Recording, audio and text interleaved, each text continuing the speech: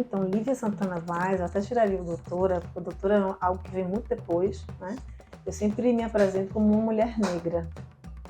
E aí depois vem a promotora de justiça, a mãe, a escritora, né? E outros papéis sociais e profissionais que eu ocupo, que estou ocupando. Isso porque é a imagem que a sociedade vê quando Sim. olha para mim. Não é uma doutora, não é uma promotora de justiça, né? É uma mulher negra. Tanto é que muitas pessoas ainda me perguntam, quando vão ser atendidas por mim na promotoria, cadê a promotora de justiça? Sim. Eu vou completar o ano que vem 20 anos como promotora de justiça do Ministério Público do Estado da Bahia e ainda tenho que responder a essa pergunta. Então isso tem muito a ver com o racismo, com o sexismo, com a intersecção entre esses dois fatores, né? E é muito importante, portanto, se colocar mesmo nesse lugar, firmar esse território como mulher negra, que se encontra, portanto, numa encruzilhada identitária, Sim. que é de dor, mas que também é de muita potência. Eu acho que a promotora sempre foi escritora. Eu respondi há pouco tempo sobre isso, assim, porque eu gosto por escrever, para quem eu escrevo, né? E foi uma reflexão que eu fiz no livro Cotas Raciais, da coleção Feminismos Plurais. Para quem e para que eu estou escrevendo? Mas, na verdade, o gosto pela escrita veio desde a escola, assim. Me lembro que eu tinha uma professora de redação que era bastante rigorosa. E eu gostava tanto das aulas dela e do resultado daqueles ensinamentos que ela nos passava, que eu ficava no fim da aula. Todo mundo saía, cada um ia ou para o recreio ou para as suas casas, e eu ficava para tirar dúvidas a respeito da redação. Então, eu sempre gostei muito de escrever. Mas hoje, eu diria que a minha missão como escritora é escrever para as pessoas e com as pessoas. Sim. Então, mesmo na condição de jurista, né, nós falamos muito, um juridiquês que as pessoas não entendem. As pessoas não conseguem compreender o direito. Então, a minha missão é aproximar o direito das pessoas e aproximar as pessoas do direito. Então, vocês percebem ou podem perceber nos meus 2 livros, A Justiça é uma Mulher Negra e Cotas Raciais, que é uma linguagem de troca com as pessoas. E não algo que se coloca hierarquicamente de cima para baixo e que não gera uma compreensão e um diálogo de saber. Desde sempre, desde que eu me vi sozinha, ou quase única, dentro de uma instituição que é majoritariamente masculina e branca, mesmo na Bahia, mesmo no estado cuja capital é a cidade mais negra fora da África, né? Salvador é conhecida como a cidade mais negra fora da África, e onde estão as pessoas negras? Então isso, por óbvio, me incomoda, e incomoda muitas pessoas, não apenas negras, mas antirracistas. Então, eu costumo dizer, e no livro A Justiça é uma Mulher Negra, eu falo sobre isso, nós, mulheres negras, nesses espaços de poder, né, que repelem nossos corpos, que nós somos tão raras, tão poucas, nós temos uma missão muito importante. Primeiro que o racismo ele causa um efeito de naturalização de ausências. É natural não ter uma mulher negra no sistema de justiça, no Ministério Público, no Poder Judiciário, na Defensoria Pública. Então, nossas presenças são por si sós pedagógicas. Mas se essa presença, além de pedagógica, ela consegue ser contra-hegemônica, consegue pautar realmente enfrentamento ao racismo, ao sexismo, à LGBTfobia, a todas as formas de opressão, essa presença consegue ser também revolucionária, especialmente quando a gente consegue se aquilombar. Então, ser uma mulher negra no sistema de justiça é ser uma exceção que confirma essa regra de exclusão, né? Sim. Então, no livro, pautada em Patricia Hill Collins, eu vou falar que nós somos forasteiras de dentro, porque nós conseguimos avançar, né? Transpassar esse obstáculo para ingressar num espaço como esse de poder, mas lá dentro nós continuamos sendo forasteiras. Sim. E isso nos dá uma solidão. Quando eu falo na solidão da mulher negra, não é numa perspectiva afetiva, é numa perspectiva institucional, né? Nos traz solidão, muitas mulheres negras adoecem nesses espaços, mas também nos traz um sentimento de impotência diante da dificuldade de mudarmos a realidade das nossas comunidades, do nosso povo, que ficou do lado de fora dessa estrutura. Então, nós precisamos mesmo de estratégias para conseguirmos seguir caminhando e abrindo caminhos para as outras e outros que virão. E quais seriam essas estratégias? São muitas, assim. Eu costumo dizer que nós, pessoas negras nesses espaços, sobretudo as mulheres negras, nós somos como água infiltrada, né? A gente se infiltra nessa estrutura densa que é o racismo, e a água infiltrada, se ela consegue penetrar de maneira profunda nessa estrutura, ela vai minar dentro dessa estrutura. Então nós somos poucas, mas estrategicamente nós conseguimos sim avançar. E aí a primeira estratégia que eu sempre coloco é a estratégia do constrangimento. Eu até chamo de estratégias sobrevivências e não de sobrevivência. Por que sobrevivências? Porque é a partir das nossas vivências como mulheres negras nesses espaços que nós conseguimos compreender de que modo nós podemos nos movimentar como essa água infiltrada, né? Então, a primeira estratégia é a estratégia do constrangimento, de conseguir constranger as instituições a assumirem o seu papel antirracista, antissexista, democrático, né, de busca por justiça. E não é porque Lívia está dizendo que é preciso, é porque é uma missão constitucional, uma função constitucional dessas instituições. Então, esse papel de constrangimento é fundamental. E aí, associado ao constrangimento, nós temos que ter esse aquilombamento, que eu diria que é uma espécie de articulação com outras pessoas negras na instituição, ainda que poucas, mas também com pessoas antirracistas. Nós não podemos prescindir das pessoas brancas nesse processo de luta contra o racismo, de luta por promoção da igualdade racial. Então, essa articulação interna, mas também com outras instituições e de maneira fundamental com os movimentos sociais.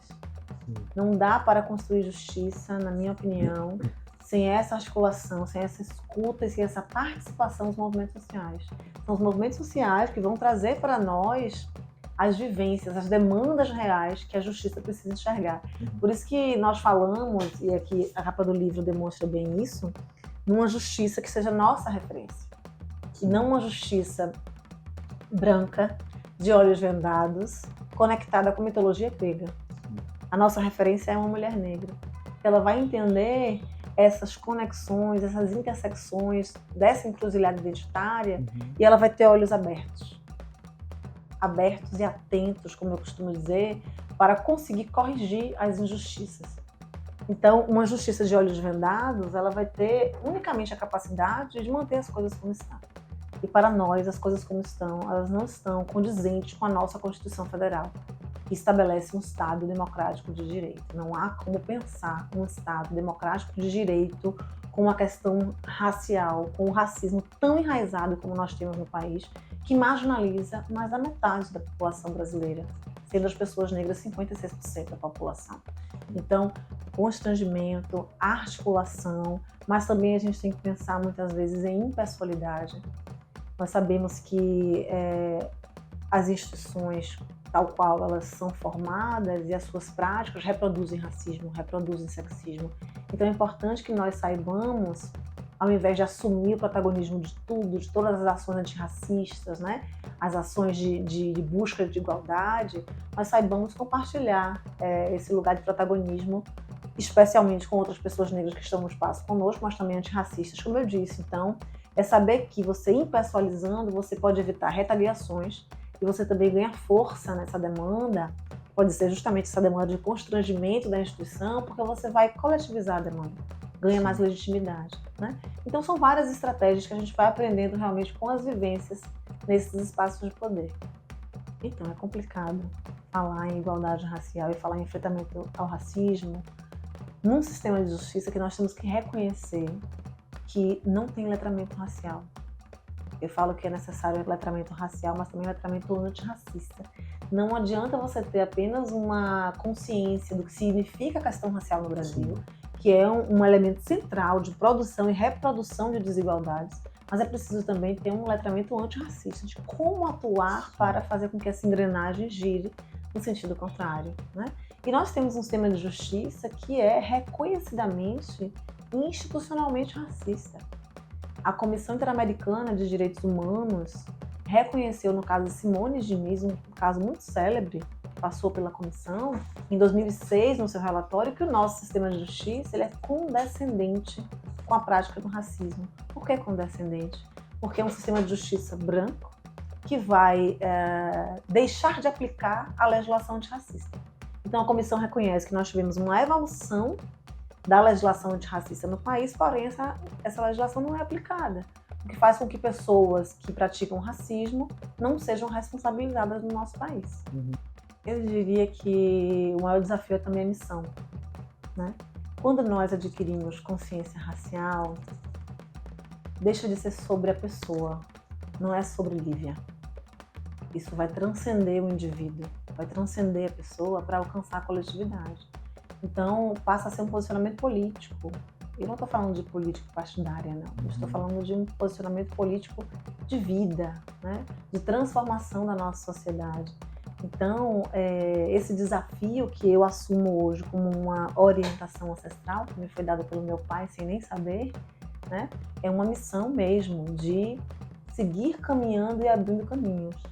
E quando eu falo em abrir caminhos, não é mera retórica, é entender que se eu estou aqui hoje como uma mulher negra num espaço como esse, é porque meus ancestrais tiveram que derramar muito suor e sangue para que fosse possível a sobrevivência de pessoas negras num sistema escravocrata tão cruel como foi o brasileiro, né?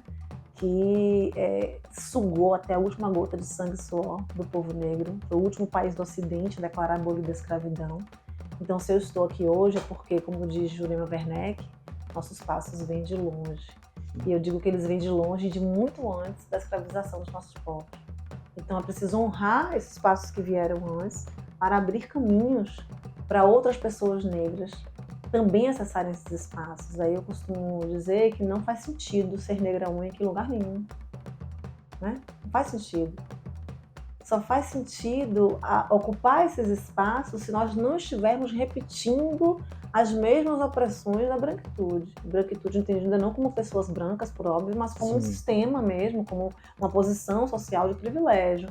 Então, é necessário que nós assumamos esse papel e essa missão de abrir caminhos para que outras pessoas negras estejam conosco, não atrás, mas ao nosso lado, para seguir lutando por igualdade racial no Brasil. Eu gosto quando você fala em caminhos. Eu sou uma mulher que entende que precisamos de caminhos no plural, não de um caminho único, e esses caminhos precisam ser construídos coletivamente. Mas eu tenho algumas propostas, algumas sugestões já pensadas de pesquisas e de contatos mesmo com os movimentos sociais. Eu diria que, primeiro, medidas de restituição são importantes para o povo negro. Não apenas para o povo negro, para o povo brasileiro, para que possamos ter uma democracia, né? Uma sociedade mais justa. Então, restituição. E aí eu me pergunto se é possível restituir a situação das pessoas negras ao período anterior da escravidão, ou seja, se é possível apagar essa mazela, né? Esse crime cruel contra a humanidade. Não é possível, né? Voltar na história e apagá-la. Mas nós podemos restituir a dignidade negra. E para isso, muitas medidas podem ser adotadas. Primeiro, eu diria que a restituição da liberdade. Nosso povo não teve a liberdade restituída. E aí precisamos pensar em medidas de desencarceramento, pensar e discutir seriamente o abolicionismo penal, pensar também em medidas de não repetição, de não repetirmos esse encarceramento, de não repetirmos as violências que geram o genocídio do povo negro, né? Restituição da propriedade. A Lei de Terras de 1850 retirou a propriedade das comunidades quilombolas e indígenas. De que modo podemos restituir a propriedade? Uma reforma agrária justa e séria, titulação de comunidades quilombolas e indígenas, são maneiras de restituir a liberdade, né? Restituição da identidade, da ancestralidade africana das pessoas negras. E aí eu diria que o enfrentamento ao epistemicídio é fundamental. Nós precisamos conhecer e recontar nossas histórias para entendermos que nossa história não começa com a escravização, né? Que a África foi berço da medicina, da metalurgia, da matemática, né? E isso nos traz a ideia de que não fomos escravos, fomos pessoas escravizadas, muitas delas inclusive descendentes de reis e rainhas. Então isso traz para nós uma restituição também da nossa humanidade, quando crianças negras que ainda acessam conteúdos tão colonizados e coloniais nas escolas acabam tendo fraturas muito graves em suas subjetividades, né? Não se acham belas, não se acham importantes, não se acham dignas, respeitáveis, porque o livro didático ainda traz essa realidade, esse epistemicídio.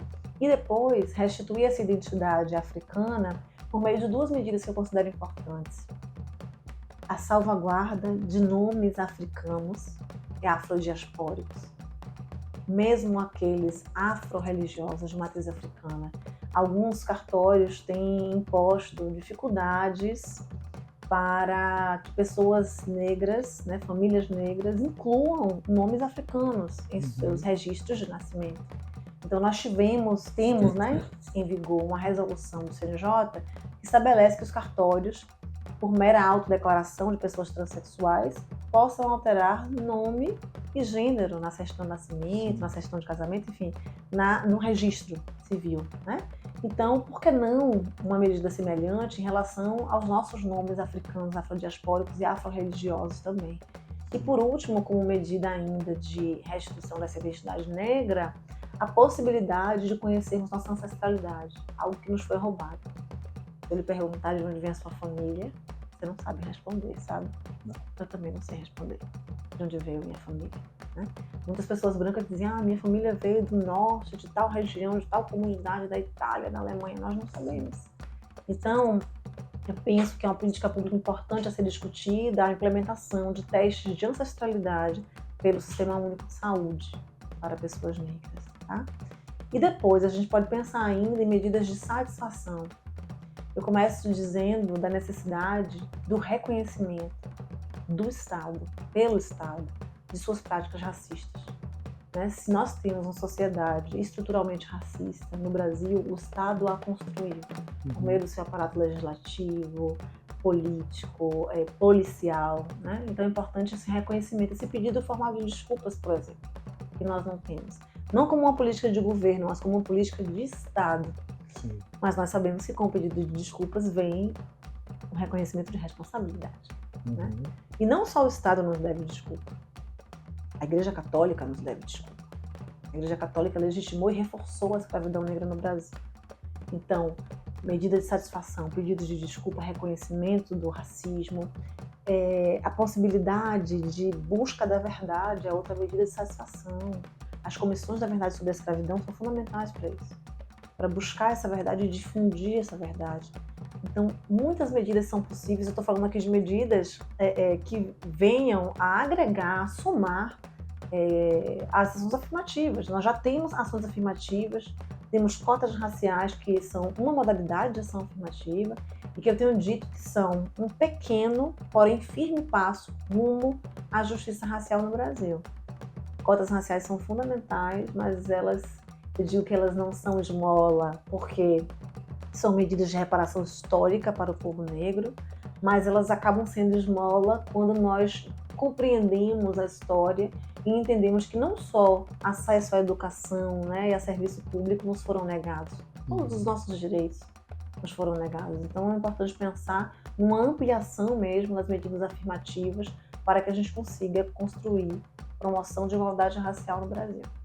Essa pergunta é muito importante porque, de fato, o Conselho Nacional de Justiça tem pesquisas que vão demonstrar que apenas 12,8% da magistratura brasileira, do Poder Judiciário, é formado por pessoas negras, quando pessoas negras representam 56% da população brasileira.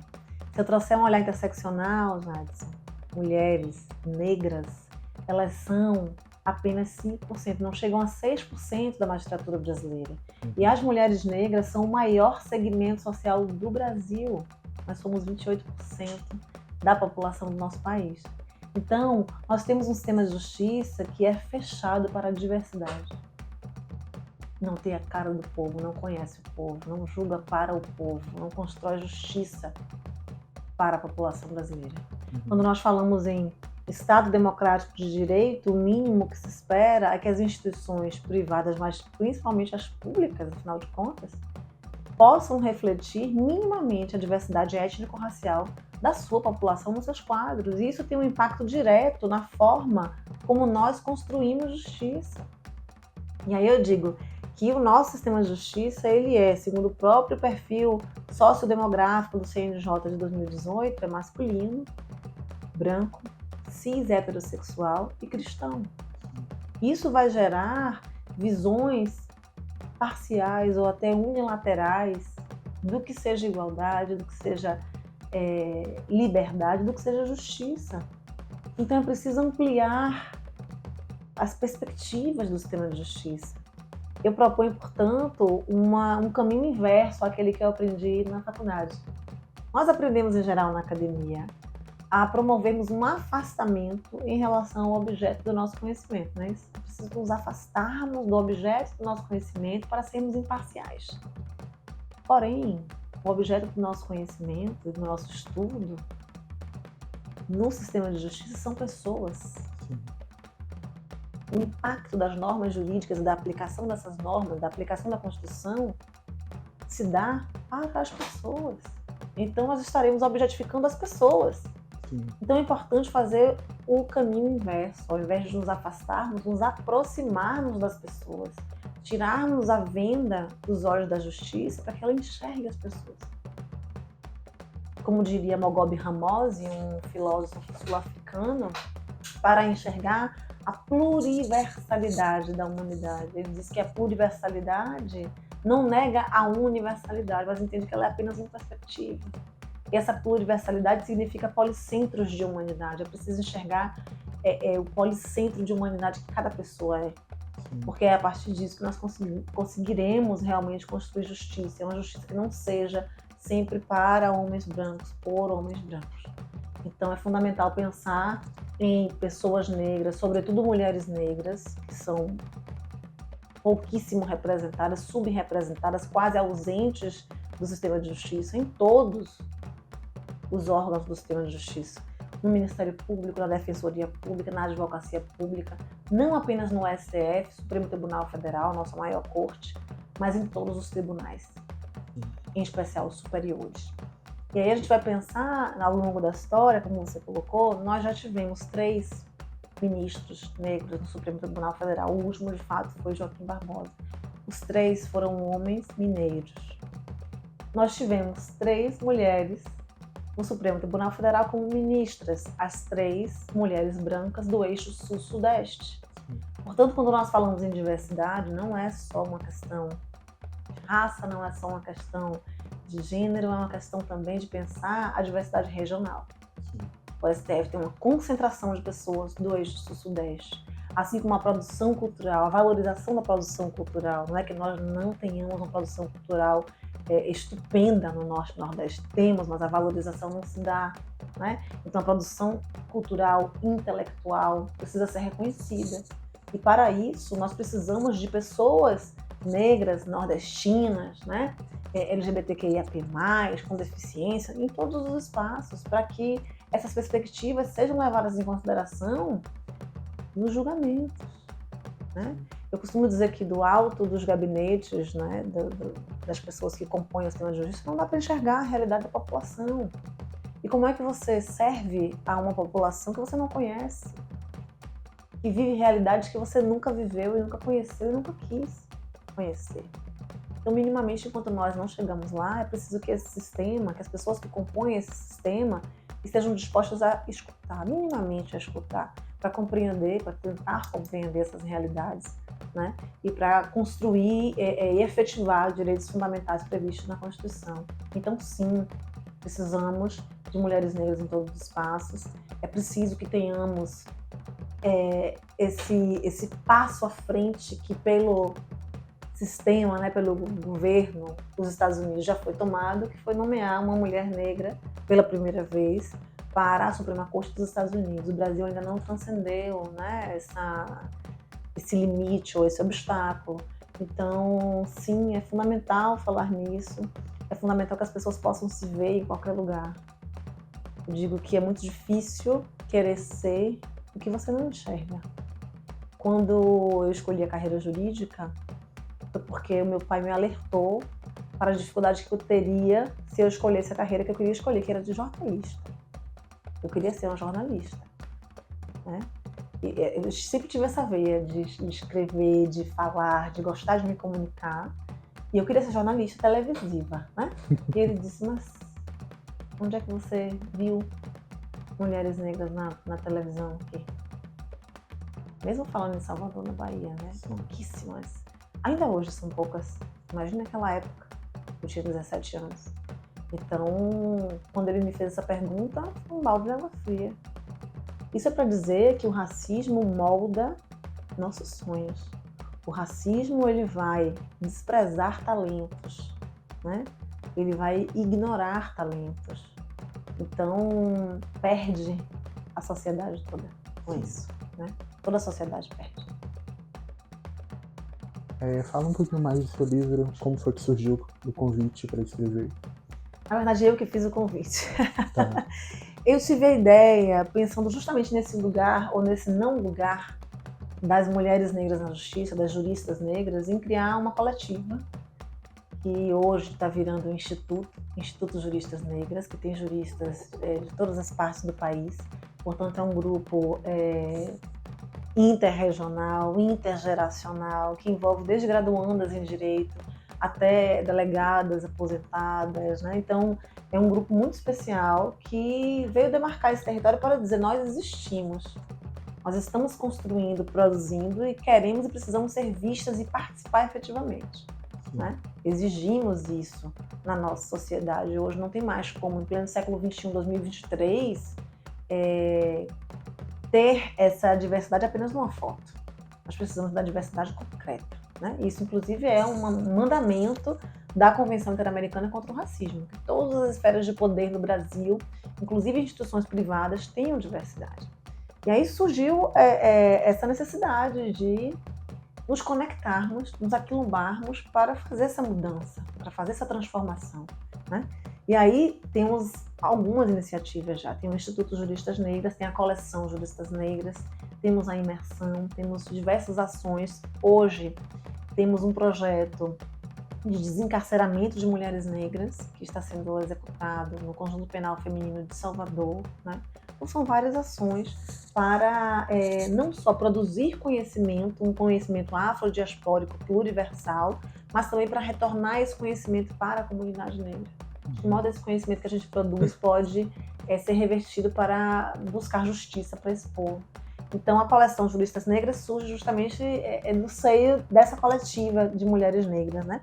Que é preciso que eu diga, não são apenas acadêmicas do direito, não são apenas mulheres formadas em direito, porque nós entendemos que quando a gente fala que a justiça é uma mulher negra, não é uma acadêmica do direito, não é uma jurista negra no sentido de que ela precisa ser formada em direito, porque nós entendemos que muitas mulheres negras estão ao longo da história construindo justiça sem precisarem nem sequer ir para a academia, né?